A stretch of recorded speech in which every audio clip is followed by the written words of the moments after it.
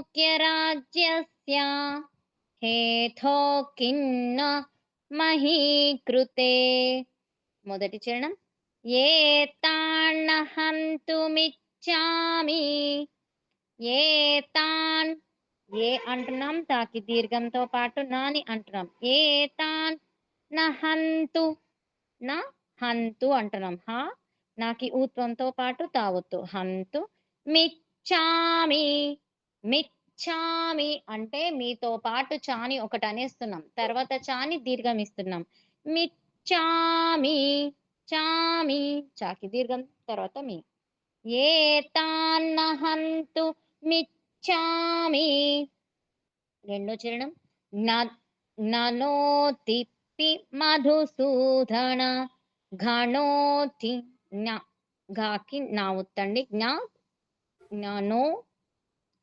తో తాకి ఓత్వం ననోథోపి పి మధుసూదన మధు దానిది మహాప్రాణాక్షరం కాబట్టి స్ట్రెస్ ఇవ్వండి సాకి దీర్ఘము సూధన దాన రెండు రస్వాలే కాబట్టి సూధన మధుసూదన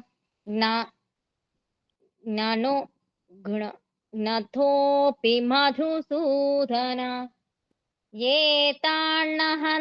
ఏతాన్నహంతుమిచ్చామి నథోపి మధుసూదన మూడో చరణం అపి త్రైలోక్య రాజ్యస్య అపి తెలిసిందే అపి త్రైలోక్యాలో తాకి ఐత్వంతో పాటు రావద్దు త్రైలోక్య లో అంటున్నాం కాకి యావత్తు త్రైలోక్య రాజ్యస్యలో రాకి దీర్ఘం జాకి యావత్తు సాకి యావత్తు రాజ్యస్య అపి త్రైలోక్య రాజ్యస్య నాలుగో చరణం హేథో కిన్ను మహీకృతే హేథోక్ హాకి ఏత్వము తోకి తో అంటున్నాం తర్వాత విసర్గ తర్వాత వస్తున్నా కానీ మనం అంటున్నాం హేథోక్ కిన్ కాదండి కిన్ అంటున్నాం తర్వాత నాని మనం ఇక్కడ పెడుతున్నాం కిన్ ను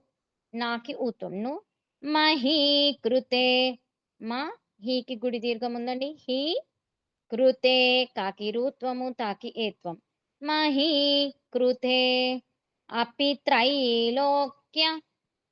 త్రైలోక్య రాజ్యస్య హేథో కిన్ను మహీకృతే పూర్తి శ్లోకం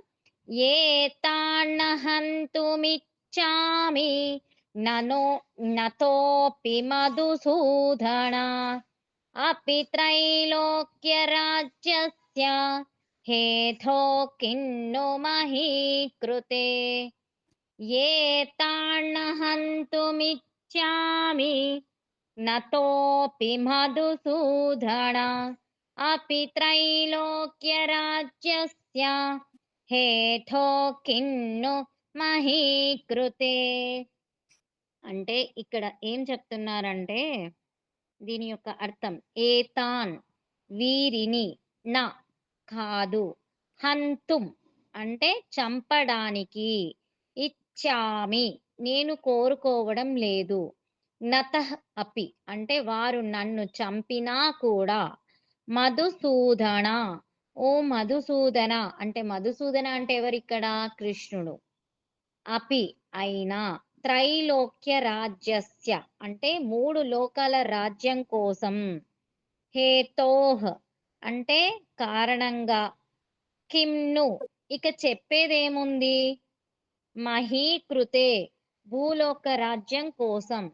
అంటే ఓ మధుసూదన వీరు నన్ను చంపడానికి ప్రయత్నించినా నేను మాత్రం వీరిని చంపాలని కోరుకోవడం లేదు మూడు లోకాల రాజ్యం లభించినా కూడా వీరిని చంపడానికి నేను సిద్ధపడను అలాంటప్పుడు కేవలం భూమిపై రాజ్యం కోసం వీరిని ఎందుకు చంపాలి అని అంటున్నాడు చూడండి ఇక్కడ అర్జునుడు ఏమంటున్నాడు కృష్ణుడితో వారు నన్ను చంపినా సరే నన్ను చంపడానికి ప్రయత్నించినా సరే కానీ నేను మాత్రం వారిని చంపాలని మాత్రం కోరుకోవడం లేదు అని అంటున్నాడు ఈ మూడు లోకాల రాజ్యం లభించినా కూడా నేను వారిని చంపడానికి నేను సిద్ధంగా లేను అలాంటప్పుడు కేవలం భూమిపై రాజ్యం కోసం నేనెందుకు వీరిని చంపాలి అని అంటున్నాడు.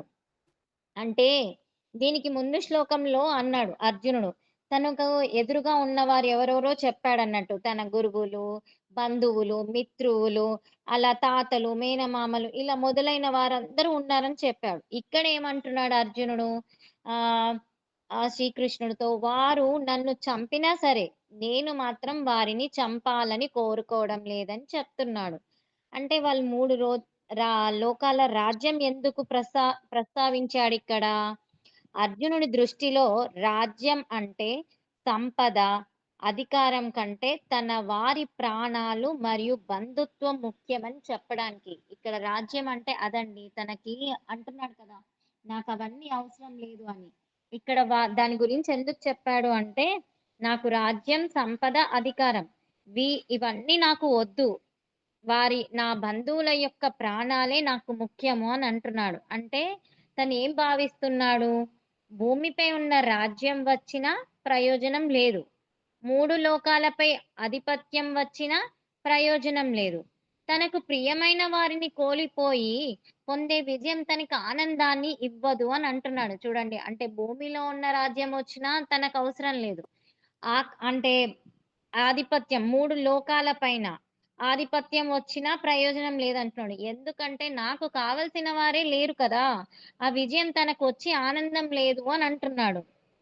అందుకే 3 లోకాల రాజ్యం ఇచ్చినా వీరిని నేను చంపను.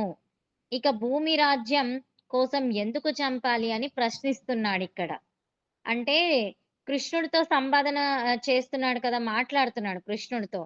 అర్జునుడు శ్రీకృష్ణుడిని మధుసూదన అని పిలుస్తాడు. అంటే మధుసూదనుడు అంటే మధు అనే అసురుడిని సంహరించినవాడు అనే అర్థం. ఇక్కడ అర్జునుడు శ్రీకృష్ణుని ఈ పేరుతో పిలవడం ద్వారా ఒక భావాన్ని మనకి అర్థమవుతుందండి. ఏంటంట ఆహ్, ఏం వ్యక్తం చేస్తున్నాడు అంటే, ఆ సంప్రదాయాల గురించి మనకు చెప్తున్నాడు. "ఓ కృష్ణ! నీవు దుష్టులను సంహరించిన వాడిని కానీ, నేను నా బంధువులను ఎలా సంహరించగలను?" అని చెప్తున్నాడు. అంటే అందుకే మధుసూదన అన్నారు. మధుసూదన అంటే ఏంటి? ఆ ఒక రాక్షసుడిని, అసురుడిని సంహరించాడని అర్థం అని చెప్పాను కదా కృష్ణుడు. అందుకే అంటున్నాడు. "నువ్వు దుష్టులను సంహరించడానికి వాడావు. కానీ నేను నా బంధువులను ఎలా సంహరించాలి?" అని అంటున్నాడిక్కడ. అంటే అర్జునుడి మనసులో ఉన్న కరుణ, మమకారం, ధర్మ సంకటం మరింత స్పష్టంగా మనకు కనిపిస్తుందండి ఇక్కడ. అంటే తనకి బంధువుల పైన ఉన్న మమకారం, అంటే వారిని శత్రువుల్లాగా చూడలేకపోతున్నాడు. ఆ విజయం వచ్చిన తర్వాత కూడా వారే లేకపోతే ఆ విజయానికి విలువ ఏంటి అని భావిస్తున్నాడు. భూమి రాజ్యం మాత్రమే కాదు, ఆ 3 లోకాల రాజ్యం వచ్చినా నా బంధువులు ఆ ప్రాణాల కంటే అది గొప్పది కాదు అంటున్నాడు. ఒకవైపు క్షత్రియుడిగా యుద్ధం చేయడం తన కర్తవ్యం. మరోవైపు తన బంధువులను, మిత్రులను చంపడం పట్ల అతనికి తీవ్రమైన బాధ ఉందండి. ఈ రెండిటి మధ్య అర్జునుడు చిక్కుకుపోయాడు. అంటే వారి కోసం మన రాజ్యం, భోగాలు, సుఖాలు కోరుకున్నాము. వారు ఎవరు అంటే గురువులు, తండ్రులు, కుమారులు అలా తన బంధువులందరూ ఉన్నారని అన్నారు. వారు నన్ను చంపినా నేను వారిని చంపను. 3 లోకాల రాజ్యం కోసం కూడా కాదు. మరి భూమి రాజ్యం కోసంకు ఎందుకు అని అంటున్నాడు. అంటే ఇక్కడ అర్జుని యొక్క దృష్టిలో ఏంటంటే, తన వారిని పొందే విజయం నిజమైన విజయం కాదు. అయితే ఇక్కడ మనకు భగవద్గీత తర్వాత శ్రీకృష్ణుడు అర్జునుడికి కేవలం భావోద్వేగంతో కాకుండా ధర్మం, కర్తవ్యం, ఆత్మతత్వం మరియు సమత్వ బుద్ధితో నిర్ణయం తీసుకోవాలని బోధిస్తాడు. ఇక్కడి నుంచి అంటే ఈ 35వ శ్లోకం అర్జునుడి విషాద యోగంలో ఒక ముఖ్యమైన మలుపండి. ఎందుకంటే ఆ రాజ్యం, సంపద, విజయం అన్నిటికంటే బంధుత్వాన్ని అని అతను ముఖ్యంగా భావిస్తున్నాడు కదా ఈ దిశలో. తర్వాత ఏం జరుగుతుందో నెక్స్ట్ శ్లోకంలో ఉంటుందండి. దీని యొక్క అర్థం ఇదండి. లలిత